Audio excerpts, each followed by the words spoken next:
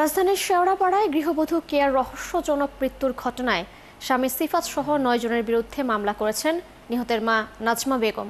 পুলিশের বিরুদ্ধে মামলা নিতে গড়িমসি ও তদন্তে অবহেলা সহ সুরতহালে কারসাজির অভিযোগ করেন নিহতের স্বজনরা।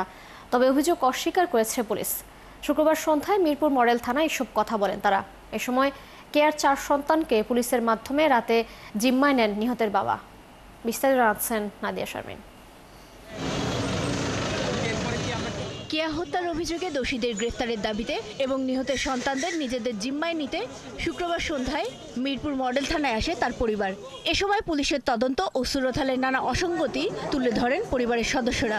জানান মামলা করতেও হয়রানির শিকার হয়েছেন তারা বায়াস হয়ে গেছে। ঠিক আছে, তারা সুরতহাল রিপোর্টে যেভাবে তথ্য উপস্থাপন করছে সেটা কখনোই কোনোভাবে কাম্য নয়।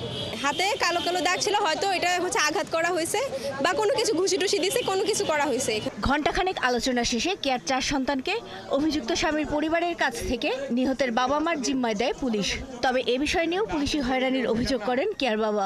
যদি কোনো লাশ ঝুলন্ত অবস্থা না পায় এবং ওই লাশটা ওই ঘরেই ছিল না, ওই বাসাটাই ছিল না, তাহলে উনি সুরতহাল রিপোর্টে কীভাবে লেখেন যে এই লাশটা আপনার উনা দিয়ে ঝুলন্ত অবস্থায় ফ্যানে ঝুলানো ছিল, এটা কীভাবে লেখেন? তার মানে প্রথম থেকেই এই মামলাটাকে উনি এবং তদন্ত কর্মকর্তা মিস্টার রাজীব ওনারা কনভিন্সড হয়ে এটা ওনারা করতেছেন। হত্যাকাণ্ডের বিচার দাবি করছে এবং ২৪ ঘন্টার ভিতরে সব আসামিদেরকে অ্যারেস্ট করার জন্য আমি অনুরোধ করতেছি। তবে কেয়ার পরিবারের সব অভিযোগ অস্বীকার করে পুলিশ। তারা জানায় ঘটনাস্থলে নয় বরং হাসপাতালে নিহতের লাশ পায় তারা। সুরতহালে ফাঁস দিয়ে মৃত্যু লেখার বিষয়টিকে অনুমান হিসেবে দাবি করেন পুলিশ কর্মকর্তারা। বিষয়টা অনুমান, হত্যার বিষয়ে মতামত দিবে বিশেষজ্ঞ ডাক্তার।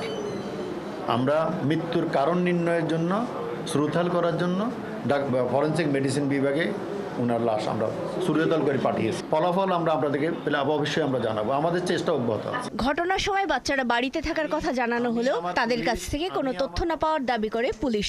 তাদের সাথে কথা বলার তেমন একটা সুযোগ নেই, তারা কোনো কথা বলতে চায়নি। নাদিয়া শারমিন, ৭১, ঢাকা।